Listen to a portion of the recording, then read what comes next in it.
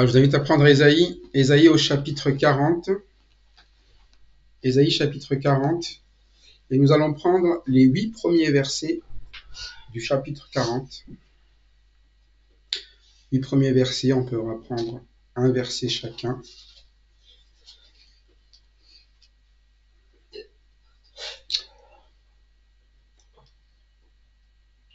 Ésaïe 40, on va partir de ma gauche vers ma droite. Consolez, consolez mon peuple, dit votre Dieu.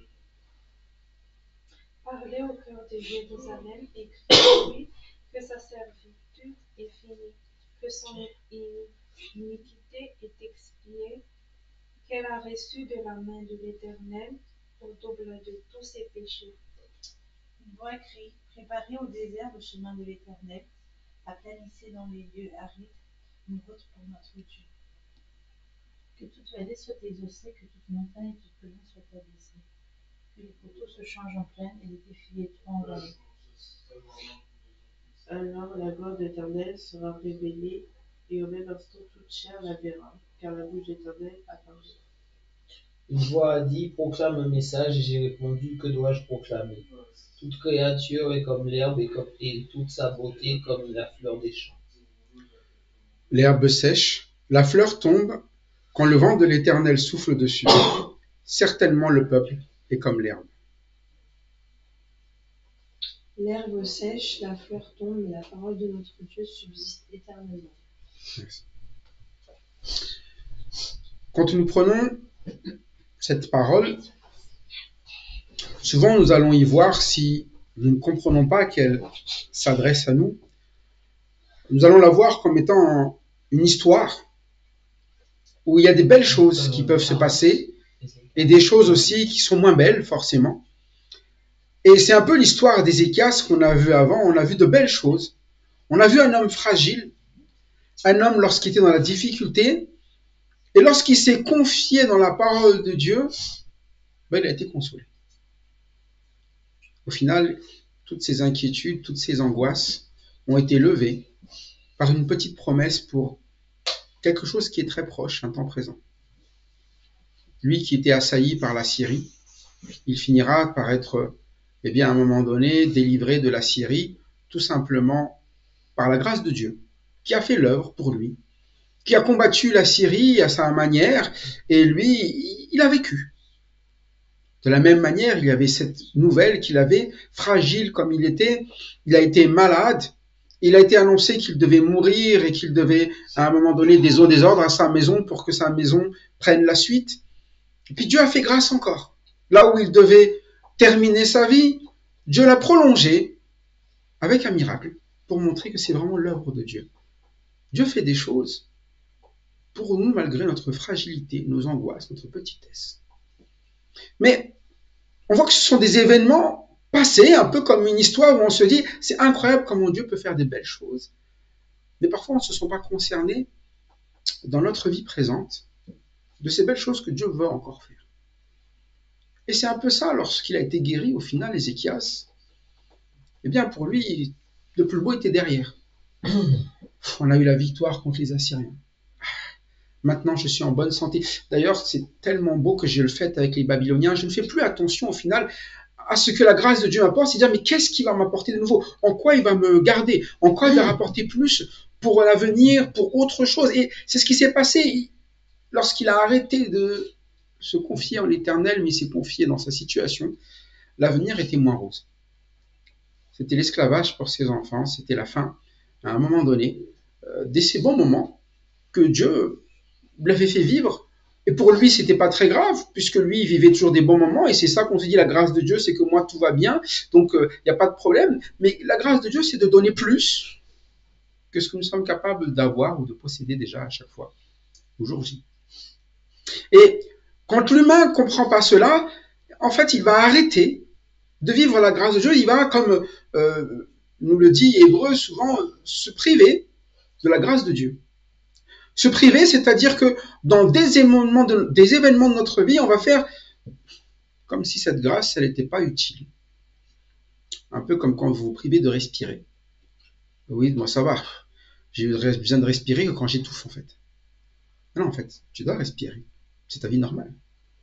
Tu dois respirer de l'oxygène, expirer du CO2 pour qu'à un moment donné, tes muscles soient alimentés et que tout se passe bien pour que tu aies à faire ce que tu as à faire. Et ça, c'est la vie.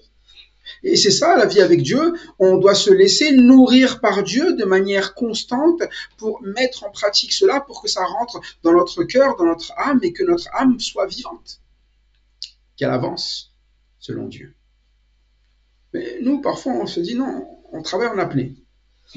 On prend un grand souffle jusqu'à ce qu'on étouffe, jusqu'à ce qu'on soit violé, jusqu'à ce que, à un moment donné, les choses soient difficiles. Oh, il faut que je prenne l'air, j'en peux plus.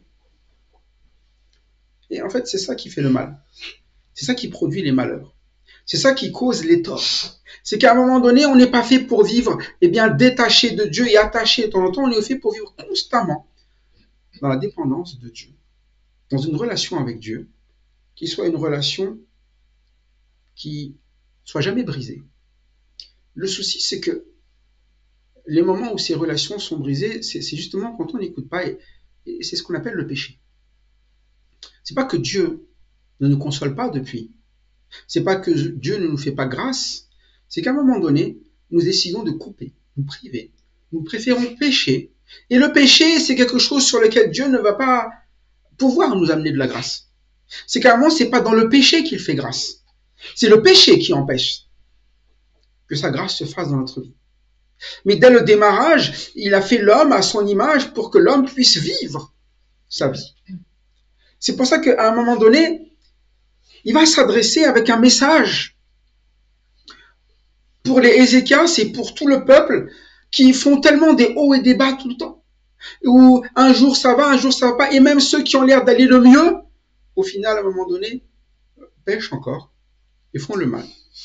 Et ils ont besoin de la même chose que Ézéchias a vécu avant lorsqu'il était assiégé. De la même chose lorsqu'il était dans cette maladie, c'est-à-dire lorsqu'il était le plus faible, il a besoin, comme il a dit, de consolation. Dit le chapitre 40, verset 1er. Consolez mon peuple, dit votre Dieu. C'est-à-dire qu'à un moment donné, la consolation, c'est pas uniquement quand on est ici dans la peine, mais la consolation, c'est de vivre ce moment qui n'est pas d'être peiné, qui n'est pas de vivre des problèmes, des malheurs, des mauvaises nouvelles, des mauvaises situations qui sont la faute de l'homme. Mais Dieu dit, consolez mon peuple. C'est ça que je veux faire vivre à mon peuple. C'est ça que je veux ramener dans la vie de mon peuple. C'est pour ça que le peuple de Dieu aujourd'hui, il a cette consolation pleine en Jésus-Christ. Et l'Esprit de Dieu qui est en nous s'appelle le consolateur pour que nous n'ayons plus de peine. C'est pour ça qu'il l'a donné. Pour que nous puissions nous réjouir toujours. Comme le dit Paul, réjouissez-vous, je le répète, réjouissez-vous toujours. Et quel que soit l'environnement, qu'il soit dans l'abondance ou la disette, qu'il soit dans des moments qui soient des moments où l'on pleure ou des moments où on a de la joie, la consolation, la réjouissance, elle doit toujours être là parce que cela dépend de Dieu qui est notre consolateur. Et comment Dieu console? On n'est pas dans cette façon de faire où la manière de consoler un bébé, c'est un peu de lui donner ce qu'il attend.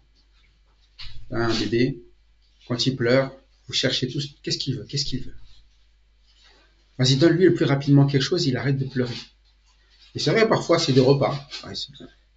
Parfois, il est mouillé, c'est une chose. Mais parfois, il veut juste qu'on le prenne et qu'on le balance à gauche et à droite. Et vous savez, quand vous faites ça avec un bébé, vous le prenez une première fois, vous le balancez à gauche et à droite, il ne sera jamais capable de dormir si vous ne le faites pas si vous le balancez à gauche et à droite. Et c'est ce qui se passe parfois, on se dit, oui, mais comme ça, il arrête de pleurer. Et parfois, nous sommes comme cela, on dit, mais comment on fait arrêter de pleurer? Donne-lui ce qu'il veut. Donne-leur ce qu'ils veulent, et ils vont arrêter. Et c'est vrai, hein, si vous faites ça avec les enfants, ils vont pleurer, donnez-leur ce qu'ils veulent, ils vont faire quoi? Ils vont arrêter. Hein. Mais est-ce qu'ils vont pleurer moins? Ou ils vont pleurer plus souvent dans leur vie? Pourquoi? Ils vont toujours pleurer parce qu'ils n'auront jamais ce qu'ils veulent tout le temps. Et il va y avoir un moment où quand ils ne l'auront pas, leur vie sera la pire au monde. Et c'est pour ça que vous pouvez avoir un enfant qui se roule par terre parce qu'on lui a pas acheté quoi? Ah, vous savez, quand on est à la caisse, là, il y a des bonbons, et puis il dit je veux ça, et là vous vous dites non, et là, sa vie, elle est la plus dure, la plus catastrophique. Et là, on parle d'un enfant, un bébé, mais parfois dans l'adulte, c'est cela, nous avons cette manière d'être omnibulés par des choses, où nous voulons à tout prix avoir, posséder, et nous sommes heureux de posséder, et nous sommes malheureux quand nous ne possédons pas. Et c'est pour ça que Ézéchias, dans sa vie, il a tout montré. Il a dit, regarde, je suis heureux maintenant. Tu sais ce qui me rend heureux? J'ai tout ça. Et il l'a montré, eh bien, à Babylone. Il a montré aux messagers ce qui le rendait réellement heureux, mais il aurait dû être heureux pour la consolation que Dieu lui a donnée, pour la grâce que Dieu a amenée dans sa vie. Et le chrétien, normalement, il n'est pas heureux d'avoir des choses dans sa vie. Il est heureux d'avoir un consolateur. C'est-à-dire qu'il le console de toutes ses afflictions, qui guérit son âme, qui restaure sa vie. Et comment est-ce que Dieu le fait? Eh bien, il dit au verset 2, voilà comment il fait pour consoler le cœur de Jérusalem. Il utilise un verbe. Quel est le verbe? Parler au cœur de Jérusalem. Il ne s'agit pas ici d'avoir un langage, eh bien, dans un raisonnement ici, mais il y a quelque chose dans ce cœur qui a besoin de recevoir une parole. Un message que ce cœur doit connaître. Et il faut lui parler. C'est-à-dire qu'il y a dans le cœur de chacun d'entre nous quelque chose sur lequel Dieu a quelque chose à dire. Quelque chose auquel il veut adresser un message parce que le cœur vit quelque chose aujourd'hui qu'il semble ne pas comprendre. C'est pour ça qu'il dit parler, mais ensuite il dit quoi? Crier. Parler, c'est la personne à qui tu t'adresses. Crier, c'est que on parle du niveau, ou plutôt la manière dont on lui parle. Et quand vous criez, généralement, c'est à quelle occasion? On souffre. Et là, c'est la personne qui parle, qui crie. Je ne sais pas si vous voyez la manière quand vous avez un enfant, vous avez le temps de lui expliquer, vous parlez. Je sais, il y en a, on peut se mettre en colère, on crie. Mais en réalité, quand vous avez un enfant sur lequel vous criez, généralement, c'est si vous le voyez commencer à traverser la route, vous ne réfléchissez même pas, vous criez, vous n'allez pas dire « arrête-toi ». Si vous voyez qu'il est en train de partir vers quelque chose de dangereux, vous n'allez pas dire « attention, c'est dangereux ». Quand vous savez qu'il est en train de courir, c'est un cri pour lui dire quoi? Il y a quelque chose. C'est maintenant. Si tu ne sors pas de ça, si tu ne comprends pas ce message-là, en fait, tu n'as pas du tout compris comment vivre une consolation. Tu ne seras pas consolé. Tu es en danger. Quand il crie Dieu, c'est pour faire quoi? Il dit, il y a deux dangers qu'il va mentionner ici. Quels sont les dangers dont on parle ici? Qu'est-ce qui cause au final à nos cœurs de ne pas être consolés? Sur quoi est-ce qu'il a besoin de nous parler? Crie-lui que quoi? Sa servitude. Et fini. Et que quoi aussi? Son iniquité d'exprimer. Il y a deux problèmes dans le cœur. La servitude et l'iniquité. La servitude, c'est quoi? Quand quelqu'un est asservi, c'est qu'il dépend de plein de choses. Il va vivre pour ça. Hein? Quand vous êtes asservi à un maître, vous vous devez à ce maître. Et la Bible dit qu'on est esclave de quoi? Du péché. Un esclave du péché. Un esclave du péché, c'est quoi? C'est que le péché va être ce qui dirige sa vie. Et c'est bien ça. On le voit, eh bien, lorsque on veut vivre de la débauche, lorsqu'on vit pour le plaisir, on en est esclave. C'est-à-dire que quand vous êtes esclave de quelque chose, vous n'arrivez pas à vivre sans. Ça vous fait du mal de ne pas l'avoir. Vous êtes prêt à donner votre vie pour l'avoir même. Et c'est ce qui se passe souvent. Quand c'est vient du péché, c'est ce qui se passe. Et à un moment donné, quand quelqu'un, eh bien, par exemple, donne sa vie ou est amoureux de posséder, la soif de posséder, qui est de l'idolâtrie, il est capable de donner sa vie pour posséder. Il peut faire des jeux très dangereux pour posséder. C'est pour avoir des biens, pour avoir de l'argent, pour avoir... Et c'est ça ce qu'on appelle la servitude. C'est-à-dire qu'à un moment donné, c'est un peu comme quand vous prenez un âne ou quand vous prenez un animal, vous l'asservissez comme quoi, vous lui mettez une carotte et vous pouvez l'emmener où? N'importe où. Et c'est ça le cœur asservi. Et nous, on aime bien dire quand même que voilà, mon cœur est attiré. Hein. Mon cœur aime. Mais notre cœur est vraiment ça. Même les adages le disent, hein, le cœur a ses raisons que la raison ne connaît pas. Mais c'est ça l'asservissement. Ça montre que l'humain sait très bien qu'il y a un problème, mais il ne l'appelle plus problème. Il dit c'est normal. Et c'est ça la chair, le cœur. Les choix de nos cœurs sont souvent les meilleurs choix selon nous. Pourtant, les choix de nos cœurs sont ceux qui nous le font le plus pleurer habituellement. Est-ce que ce n'est pas les problèmes de cœur qui nous font le plus mal en général? Moi, j'ai déjà eu l'occasion de voir que des amis à moi ont déjà tenté à leur vie pour des problèmes de cœur. Hein. J'ai récupéré l'un, et puis une fois, et puis l'autre une fois, dans un état où l'autre il a pris des médicaments, l'autre a bu des produits, etc. pour des histoires de quoi? Parce que le cœur voulait quelque chose à tout prix, et comme il ne l'a pas eu, bam, la vie entière est quoi? Combien est-ce qu'on peut devenir fou lorsque l'on perd tous nos biens aussi? Combien de personnes finissent fous dehors, même dans la rue, comme si tout était perdu parce qu'ils ont perdu tout leur bien. Et même plus fous que cela, certains deviennent fous à l'avoir, c'est bien, ils ne les perdent pas, mais ils ne vivent que pour les avoir et pour ne surtout pas le perdre, mais du coup ils n'ont même pas de vie. Tellement ils ont peur. Peur que leurs relations leur prennent ce qu'ils ont. Peur à chaque fois, à un moment donné. Et c'est ça la servitude, c'est qu'à un moment donné, notre vie va tellement dépendre que nous n'allons plus avoir de vie qui est une vie qui est ce que le Seigneur veut nous donner, qui est d'avancer avec lui, de grandir, d'avoir ce qu'on appelle une relation avec lui, mais aussi avec notre prochain, et de ne pas être dépendant systématiquement de tout ce qu'il y a dans ce monde, ou des gens qu'il y a dans ce monde. Mais on le voit bien. Lorsque nous devenons dépendants de tout, c'est la pire chose qui puisse nous arriver. C'est ce qui nous attriste le plus. Même la colère. Vous prenez quelqu'un qui est addict de quelque chose, lorsqu'il ne l'a pas, il n'est pas heureux. Hein. Et il est plein de quoi? De colère. À la jalousie. C'est de l'addiction. Hein. Nous, ça me l'intéresse, c'est à moi. Et si je ne l'ai pas, je suis en colère contre tout ce qui... Mais c'est ça aussi. C'est pour ça que Dieu connaît bien nos cœurs, et quand il parle à nos cœurs, il dit, mais ton cœur, il est comment? Il est asservi. Et ça se voit, parce que ton attitude change selon ce qui touche ton cœur. Non?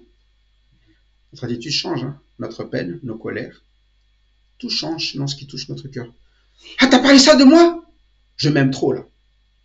J'ai ma vie, ce que je pense, ce que je suis est plus important que tout. Donc si tu touches à moi, je te touche, je te tue. Et c'est ça. C'est vrai que je réfléchis toujours quand on parle d'insultes. Parfois des insultes, tu te dis, mais en fait, dans un contexte normal, si on te le dit, où est le problème? Mais vous prenez un contexte qui veut que ça fasse du mal à quelqu'un d'un seul coup, on ne supporte pas ça. Et parfois on se dit, mais c'est quand même assez étrange, ce n'est qu'un mot. Et c'est même pas la réalité. Mais le fait même de recevoir cela, ça montre qu'à un moment donné, nous nous aimons tellement, nous aimons ce que nous sommes, notre fierté, notre orgueil, comme on dit, etc. Moi je ne suis pas rien, je veux qu'on me respecte. Et bien au final, ça nous amène à quoi? Eh bien à devenir fou, à avoir des états incroyables, à être prêt à tuer même pour cela. C'est ça être asservi. C'est de l'idolâtrie. L'amour de soi et de l'idolâtrie. C'est ce qu'on appelle l'égocentrisme. Mais c'est pour ça qu'à un moment donné, il dit, mais quand je te crie, c'est qu'il y a un danger. Quand je te parle dans ton cœur, c'est que tu vas vivre quelque chose.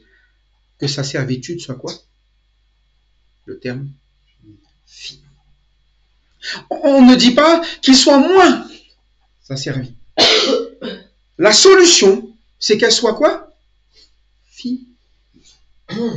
C'est-à-dire que la grâce de Dieu, elle est là pour nous amener à un stop sur quelque chose sur lequel nous ne sommes pas capables de dominer. C'est le péché. Le péché, c'est son empire qui règne sur nous.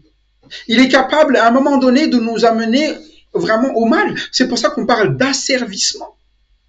Où on est là, quand quelqu'un est asservi, il fera des choses qu'il ne voudra pas. Des choses qui sont mauvaises pour lui. Des choses qui vont le nuire. C'est pour ça qu'il dit, sa servitude, c'est fini.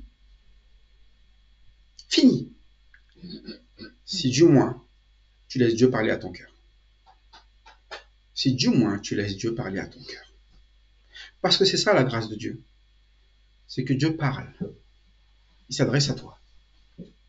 Il ne te laisse pas esclave. Il ne te laisse pas dans les pénombres, dans les ténèbres. Il amène une lumière en disant stop à la vie que tu mènes, qui est une vie où tu fais des hauts et des bas et à un moment donné tout s'écroule. Malgré, ces hauts et ces bas, tu penses que tout va bien parce que c'est le lot de tout le monde. Il y a des moments ça va, il y a des moments ça va pas, jusqu'à ce que tout s'écroule. Et souvent, comme le dit l'Ecclésiaste, quand tu es jeune, vas-y, profite, mais un jour tu viendras en jugement. Et ce jugement, tu te rendras compte quand tu seras comment? Vieux. Quand tu n'auras plus la force que tu avais quand tu étais jeune, tu vas te rendre compte qu'il ne te reste plus grand-chose. Tu deviens faible, tu n'as plus à profiter de la vie. Du coup, tu n'aimeras plus la vie. C'est ça. Hein. Souvent, les personnes, quand ils vieillissent, ils sont tristes parce qu'ils ne peuvent plus vivre comme avant. Ils ne sont plus aussi autonomes qu'avant. Mais avant, j'étais fort, je pouvais faire plein de choses. Avant, j'avais une bonne tête et tout, les gens m'aimaient bien.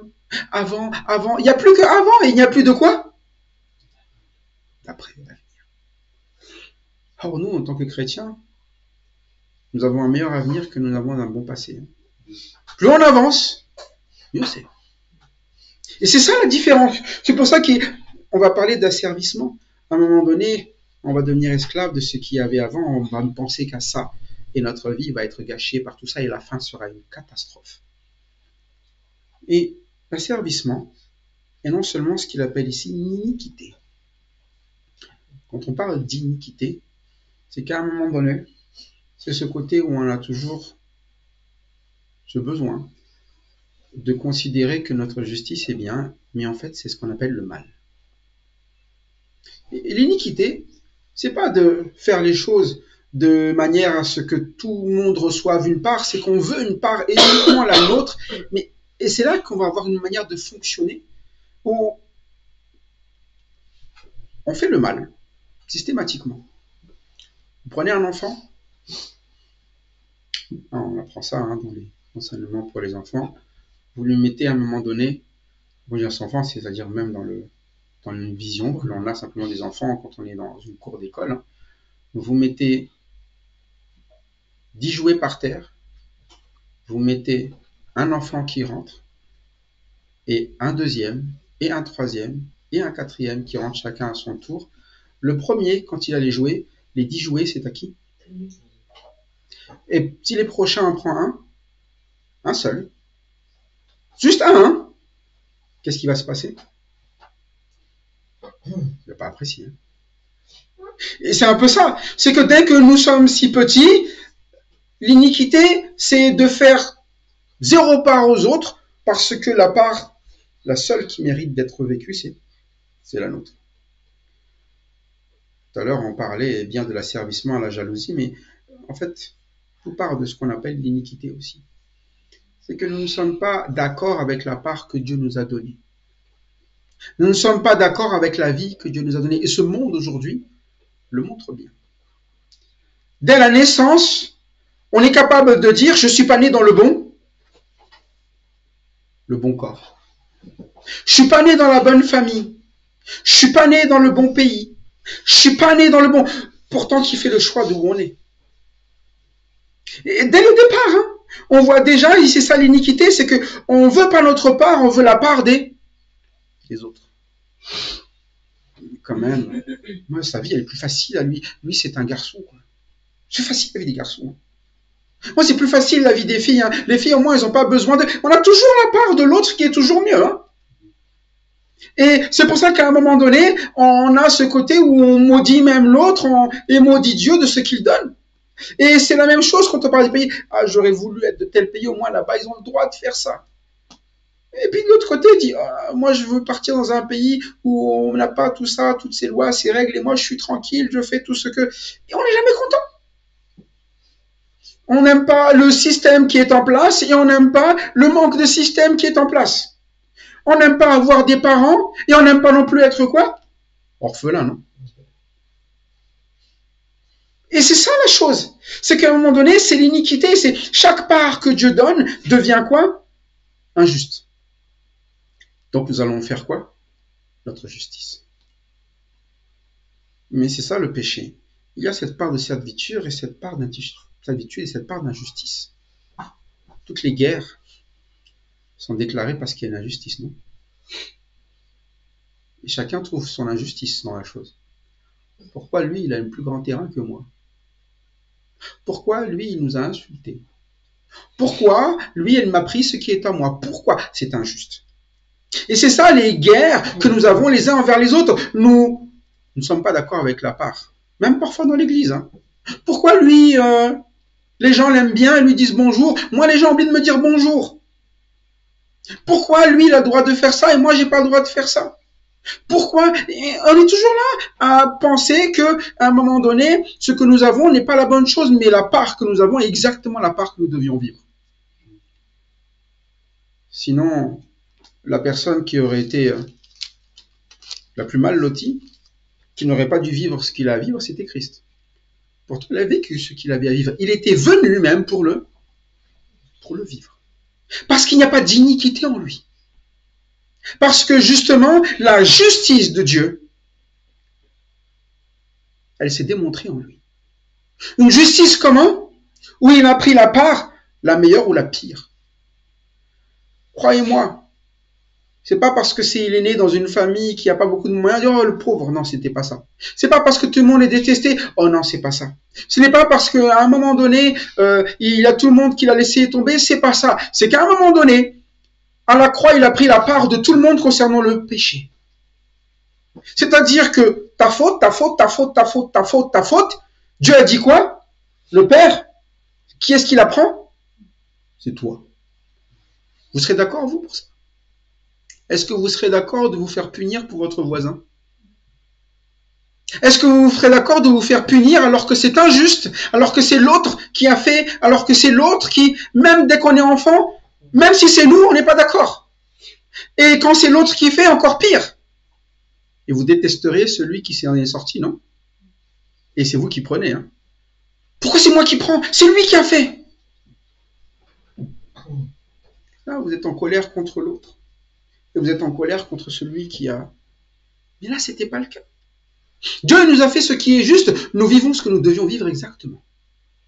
Et tout a été pris sur Christ. Il a vécu tous nos péchés, tous nos torts, tout ce pourquoi nous devons être punis, condamnés. Et c'est là où il dit à un moment donné, elle est expiée, elle a été payée. C'est-à-dire que il y a un coût là-dedans. Il y a quelque chose que vous deviez vivre et l'iniquité a été comblée par la justice de Dieu. C'est l'expiation. Et c'est là où on voit que notre pire injustice, nous qui sommes là des égoïstes, des persos, nous qui sommes là à toujours réfléchir à ce qu'on pourrait tirer de la situation, Dieu, il a racheté tout ça. Notre injustice, l'iniquité, notre asservissement, tout cela, l'expiation, ce qui est la fin, c'est écrit quoi? Elle l'a reçu, ce peuple, d'où? De la main de l'Éternel, la main de Dieu. C'est ce qu'on appelle la grâce. Vous n'aurez pas ça de votre main, de votre force, de votre puissance. Ça ne s'obtient que par la main de Dieu. En fait, nous, on ne sait pas produire ça. Et c'est là où, quand les gens disent, oui, mais avant, c'est la loi, maintenant, c'est la grâce, c'est qu'ils n'ont pas compris ce que c'est que la grâce. Dieu fait grâce depuis bien longtemps. Il a toujours fait grâce. Mais sa grâce, plus vous avancez, plus vous voyez comment elle est quoi? Elle est incroyable, elle est grande. Et il a fait quoi? Et de sa main, il a fini quelque chose que nous avons mal fait. il a expié quelque chose sur laquelle c'est nous qui avons les torts. C'est-à-dire qu'à un moment donné, c'est lui qui produit ce qui est capable de finir et d'expier. Donc ça ne sert à rien ici d'être là en train de dire est-ce que je vais arriver à m'en sortir de mon esclavage du péché, comment je vais faire pour ne plus être addict d'eux. Et parfois dans l'humaine résolution que nous avons prise, comme en début d'année, voilà, c'est cette année, je vais tout faire pour arrêter d'eux. Je ne comprends pas pourquoi tu essaies de tout faire pour arrêter d'eux. C'est marqué que tu l'obtiens de la main d'eux. Je comprends pas non plus pourquoi tu veux expier pour tes fautes et parfois c'est ça. Oh, je sais que j'ai fait trop de mal cette année, donc je vais me faire du mal. Je ne suis pas digne de. Mais personne ne te parle d'être digne. Ça vient de la main de l'Éternel. Tout ce que tu dois accepter, début du verset 2, il faut faire quoi? Parler au cœur. Il faut que tu écoutes cette parole qui est là pour ton cœur. Et c'est là que ma main est en train d'intervenir. Elle intervient, et là où la main de l'Éternel intervient, elle a reçu de la main de l'Éternel au quoi? Au double de quoi? Tous ses péchés. Tu ne pourras pas dire c'est impossible. À chacun de tes péchés, Dieu est capable de faire quoi? En bien le double. Et c'est là où on ne comprend pas la grâce de Dieu. Nous pensons que la grâce de Dieu, elle a une limite à cause de nous. Dieu, il est en train de dire, ma main, elle n'a pas de limite. Elle est capable d'amener dans ton péché, non seulement de ce que tout soit de ton iniquité expiée et de ta servitude finie, elle est capable par cela de mettre le double de quelque chose de bon là où il y avait quelque chose d'horrible. Et vraiment, c'est ça la grâce de Dieu. Et sous-estimons la grâce de Dieu, eh bien, c'est là que nous n'écoutons pas souvent. Parce que nous nous disons, je vais pouvoir le faire et je suis assez fort pour le faire. Et c'était bien le problème d'Ézéchias à la fin. C'est qu'à la fin, là, il a commencé à dire, j'ai plus besoin de ce que la main de l'Éternel intervienne. Je vais pouvoir faire les choses moi-même. J'ai plus besoin d'écouter. J'ai plus besoin. Je sais prendre des décisions. Maintenant, je suis un grand garçon. J'ai été consolé. Tout va bien. Je vais avancer. Mais c'est pour ça que comment Dieu va faire? Il dit, mais écoute, comme je l'ai déjà dit, il y a besoin de parler au cœur. Comme je l'ai déjà dit, il y a besoin de crier même, que c'est fini de cette manière-là. C'est pour ça que vous connaissez les versets qui suivent. Les versets qui suivent, elles sont là pour préparer la venue d'une personne. La voix qui crie, préparez au désert le chemin de l'Éternel, aplanissez dans les lieux arides une route pour notre Dieu. Que toute la vallée soit exaucée, que toutes les montagnes, les collines soient abaissées, que les coteaux se changent en plaine et les défilés étroits en vallons. Alors la gloire de l'Éternel sera révélée. Au même instant, toute chair la verra, car la bouche de l'Éternel a parlé. Il y a deux choses à savoir, c'est que cette annonce, elle vient ici pour quelque chose qui va être de la venue du Messie et surtout de celui qui va préparer la venue du Messie. Là, on parle déjà de qui? On parle de Jean-Baptiste. On le sait aujourd'hui. Mais déjà, Dieu, il a donné que ce problème-là, vous allez voir la fin de la servitude, vous allez voir l'expiation de notre iniquité. Vous allez voir que la grâce, elle va couvrir tous les péchés que vous avez, parce qu'à partir de ce moment où ça va commencer quoi? Le Seigneur va venir lui-même. Vous allez avoir la gloire de l'Éternel qui va être révélée. Et si on comprend ce passage, on sait ce que la gloire de l'Éternel est censée ramener.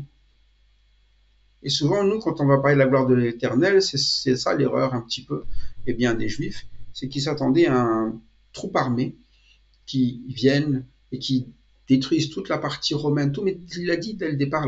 En fait, la gloire de l'Éternel, elle va venir pour vos cœurs. Pour finir avec la servitude, elle va venir pour expier votre iniquité, elle va venir pour ramener le double sur là où il y a le vrai problème, le péché. Et c'est pour ça que Jean-Baptiste, il est là, il est cette voix qui, dans le désert, amène à préparer ce chemin. Et quand vous préparez un chemin, pour quelqu'un, c'est comme quand vous êtes dehors là, quand vous savez qu'il y a la police qui est sur la gauche et la droite partout, c'est que, il va y avoir quoi? Si vous avez toute une rue, vous avez que ça. CRS, police, CRS. Vous savez que qu'est-ce qui va passer là? Vous savez pas? C'est une autorité, mais généralement, si vous avez autant de monde avec autant de sécurité, c'est que c'est pas une petite autorité, c'est une. Quand tu aplanis les. Tu fais que la route soit sans quoi? Sans obstacle. Hein. Tu fais bouger toutes les voitures. Vous vous garez pas là. Vous partez. Il y a qui va passer? Il y a le président. Et on va bien. Et c'est là, il dit, mais il y a une voix dans le désert qui dit là, tout va s'abaisser là. Et les choses qui sont impossibles à abaisser. Hein. Il fait abaisser quoi? Des montagnes. Hein. Il fait aplanir des lieux qui sont pas malléables. Hein. C'est aride. Tous ces endroits-là vont devenir des endroits où, voilà, c'est le chemin qui est tracé là pour que vienne qui? La gloire de l'Éternel. La gloire de l'Éternel, c'est-à-dire la présence, la vie même de l'Éternel qui va paraître. Une vie sans servitude, sans péché. Sans, à un moment donné, injustice. Et quand on voit Jésus-Christ, les gens s'attendaient bien effectivement à un grand prince, comme nous on le sous-entend souvent, très armé, etc. Mais en fait, la gloire de Dieu, c'est de voir une personne sans péché. Une personne différente de tout le peuple, mais qui va venir au milieu du peuple. Une personne qui, lui, va ramener réellement ce que Dieu ramène, c'est-à-dire la main de l'Éternel, qui amène le double de ce que nos péchés ont ramené. Toute chair la verra. C'est vraiment ça. Tout le monde l'a vu. Aujourd'hui encore, nous connaissons qui il est. Toute chair le verra. Et c'était une assurance parce que quand l'Éternel parle, il nous montre quoi? Que ce qu'il dit se fait, sa consolation est venue. Ce qu'il a promis se fait. Et c'est ça ce que l'on connaît de l'Éternel, c'est qu'à un moment donné, sa parole qui s'adresse à notre cœur, il a montré que sa parole, elle s'accomplit systématiquement. Cette consolation, elle était claire. Sa main, eh bien, elle a été clairement vue de tous. On ne peut pas dire que Dieu n'a pas expié les péchés aujourd'hui. On ne peut pas dire aujourd'hui qu'à un moment donné, Dieu n'a pas mis fin à notre servitude en nous amenant ce qu'on appelle aujourd'hui un chef pour notre foi, en nous amenant un Seigneur, en nous amenant celui qui va pouvoir nous diriger eh bien, sur tout ce que Dieu veut. Il va être ce chemin, cette vérité, cette vie qui pour nous vont pouvoir nous amener à qui? Au Père. Consoler. Toujours consoler.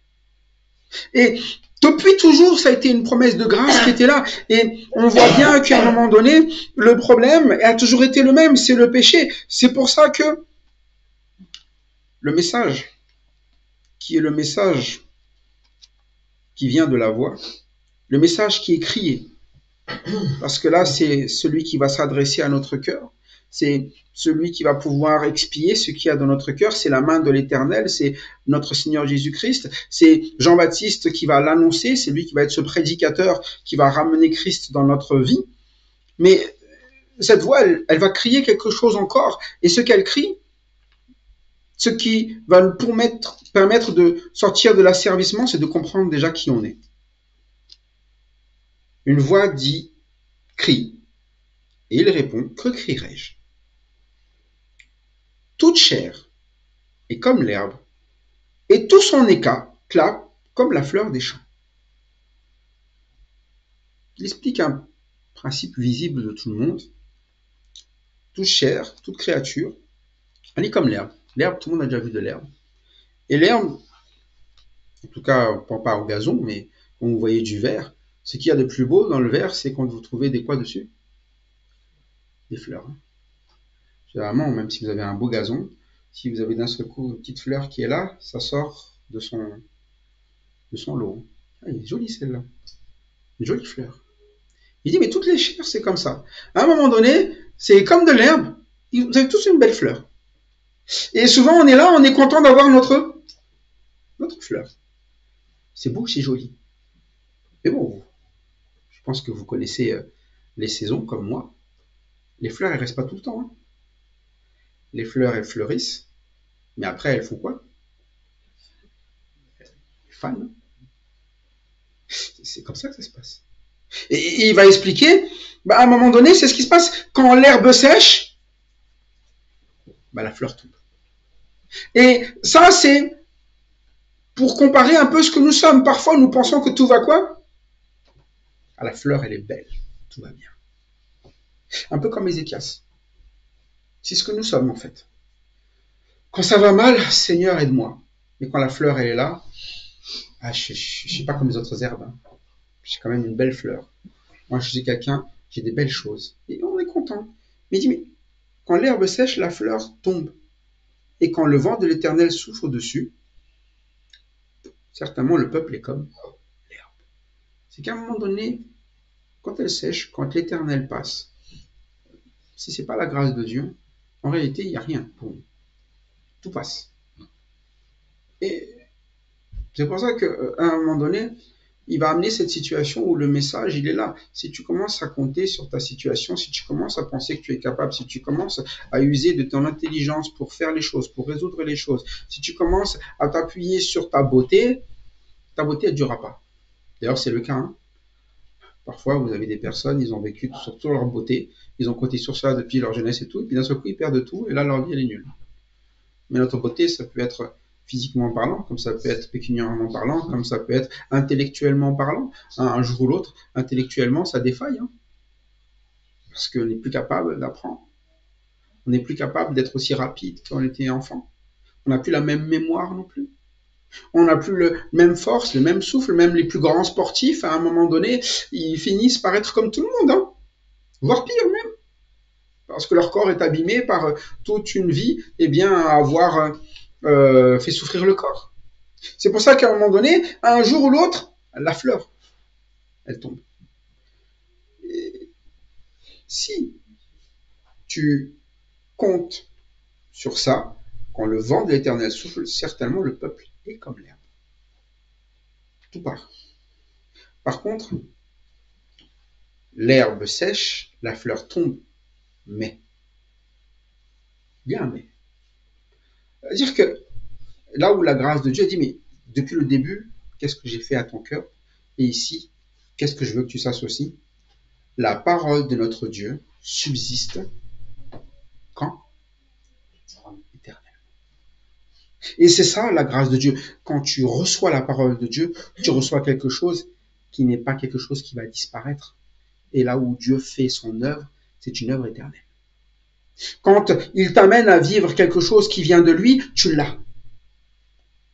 Et c'est ça quand on va vivre la grâce de Dieu. La grâce de Dieu, il n'est pas là pour nous amener des choses temporaires. Quand on va parler de celle de notre Seigneur Jésus-Christ, parfois nous pensons que la grâce de Dieu justement se limite à une victoire dans notre vie, comme Ézéchias. J'ai eu une victoire. Dieu me fait grâce et c'est fini. Ah, l'éternel. Hein. Ça, c'est juste un élément. Ah, j'avais été malade, là maintenant je suis guéri. Tu vas mourir un jour. Hein. Oui, il était guéri là, mais il est mort hein, après. Hein. Au cas où on ne saurait pas. Hein. Il n'y a plus d'Ézéchias aujourd'hui. Hein. Et c'est ça. C'est qu'à un moment donné, quand on va parler de la parole, ce que nous vivons par contre de la parole de Dieu, c'est quelque chose que nous gardons. Quand nous recevons de la parole quelque chose qui est mis en œuvre dans notre vie, nous la gardons. C'est pour ça qu'on va avoir ce côté toujours de marcher de progrès en progrès. C'est pour ça qu'on va avoir à un moment donné quelqu'un qui va vivre dans une croissance systématiquement dans la parole de Dieu. C'est pour ça que la parole, elle nous exprime bien qu'on doit toujours être à l'écoute. Puisque c'est ça la grâce de Dieu. Quand il va parler du même verset qui est repris dans Pierre, dans 1 Pierre, ou quand il est repris dans Jacques, le même, quand il parle de l'herbe sèche, la fleur tombe, mais la parole de l'Éternel durera toujours, il va l'expliquer dans Jacques. Sois prompt à quoi? À écouter, lent à parler et lent à te mettre en colère. Parce qu'à un moment donné, nous sommes faits d'abord pourquoi? Pour écouter. Pour laisser Dieu parler à notre cœur. Pour le laisser crier sur tous les dangers, sur le vrai problème. Nous sommes là pour laisser cette parole agir et vivre la grâce de Dieu et de nous amener à cette vie éternelle que nous avons acquise parce que nous avons entendu la parole, parce que nous l'avons reçue, parce que nous l'avons acceptée, cette parole de vérité, et qu'il nous a donné en gage quoi? Son esprit, qui est quoi? Notre consolation, que l'on garde éternellement. Mais c'est notre esprit, qui par l'Esprit de Dieu va être amené à quoi? À vivre la bonté de Dieu. à la consolation, la vraie, celle qui est éternelle. C'est pour ça qu'il va expliquer ici, oui, l'herbe sèche, la fleur tombe, ça c'est nous. Ne compte pas sur ta fleur, ton herbe, en dire, mais je vais y arriver. Ne compte pas sur toi, ne compte pas sur ce que tu as de beau, ça va tomber. Ne compte pas sur ce qui la tient, c'est-à-dire nous, vous allez sécher. Nous allons sécher. Compte sur la parole de l'Éternel parce qu'elle dure éternellement. Si tu la vis, c'est quelque chose que tu vas vivre de manière constante, permanente, éternelle, puissamment. Parce que c'est la main de Dieu. Voilà pourquoi, eh bien, nous qui écoutons ce passage et connaissons que la bouche de l'Éternel a parlé et que tout ça s'est accompli, soyons nous-mêmes de ceux qui laissent l'Éternel parler à nos cœurs. Pour que s'accomplissent toujours les choses que Dieu a préparées dans notre vie et qui sont de la main de Dieu, c'est-à-dire sa grâce. Soyons eh bien, de ceux qui ne nous privons pas. Croyons même que, comme le dira eh bien, Dieu à Pierre, ma grâce te suffit. En réalité, tu n'as besoin que de ça dans la vie. Tu n'as pas besoin de ta fleur, tu n'as pas besoin de posséder, surtout pas. Sois libre. Et accepte la part que je te donne pour vivre cette grâce. Ainsi, eh bien, Dieu sera glorifié et nous-mêmes, nous continuerons à grandir, étant témoins de l'œuvre de Dieu dans notre vie, pour la gloire de son nom, mais aussi pour le bien de notre âme. À Dieu la gloire en Christ. Amen.